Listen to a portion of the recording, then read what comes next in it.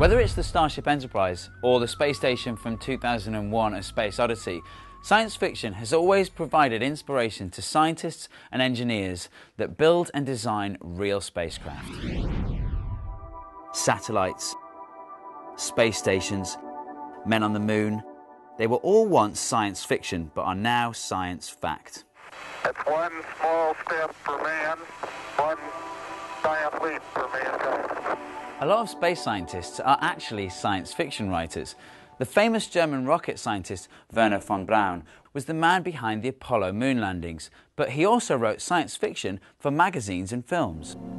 By the grace of God and the name of the United States of America, I take possession of this planet on behalf of and for the benefit of all mankind. So not surprisingly, the European Space Agency, ESA, takes science fiction very seriously. Since it was founded in 1975, ESA has developed loads of advanced space probes and satellites, and sent European astronauts into space. Working with international partners, it's currently building the International Space Station, the ISS. One of the most influential science fiction writers of the 20th century was Arthur C. Clarke, but before he was a writer, he was a working scientist.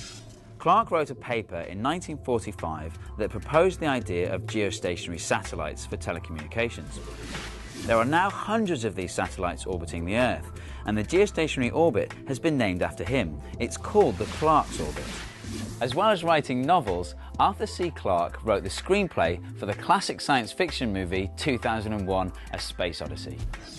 Most of the action in 2001 is set on board a rotating space station. These can be traced back to the wheeled space stations proposed by Wernher von Braun in sci-fi magazines from the 1960s.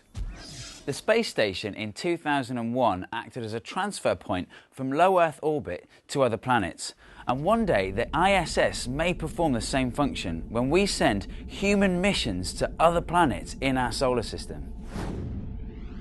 Space stations are very exotic, but of course they have to be constructed in space, and the crew and supplies need to be ferried up there from Earth. 3, 2, 1, top. To do this, you need spaceships that can escape Earth's gravitational pull. For this, you need powerful rockets. The man who has been called the father of modern spaceflight, Konstantin Tsiolkovsky, was inspired by writers like Jules Verne, who wrote scientific adventure novels. Jules Verne made a serious attempt to address the problem of launching a spacecraft that could escape Earth's gravitational pull. He opted to launch his heroes in a moonship from a giant cannon with the crew inside a huge shell. Unfortunately, in reality, the acceleration forces created by Verne's cannon would have completely crushed the crew.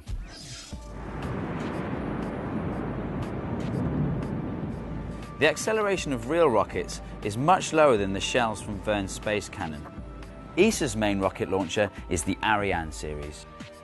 In February of 2008, an Ariane 5 successfully launched ESA's automated space freighter, the ATV, on its journey to the ISS. Based on the experience gained while building the ATV, ESA now has the capabilities to develop a spacecraft that can carry a crew into space. But for flights to other planets, new innovative spacecraft will be needed to travel those vast distances in a reasonable amount of time. And once again, science fiction is leading the way. Interplanetary spacecraft powered by solar sails appear in films like Star Wars and Star Trek, but one of the earliest references to this amazing idea was a story by Cordwainer Smith. In the 1950s, he wrote how the first interstellar spaceships might be propelled by light sails.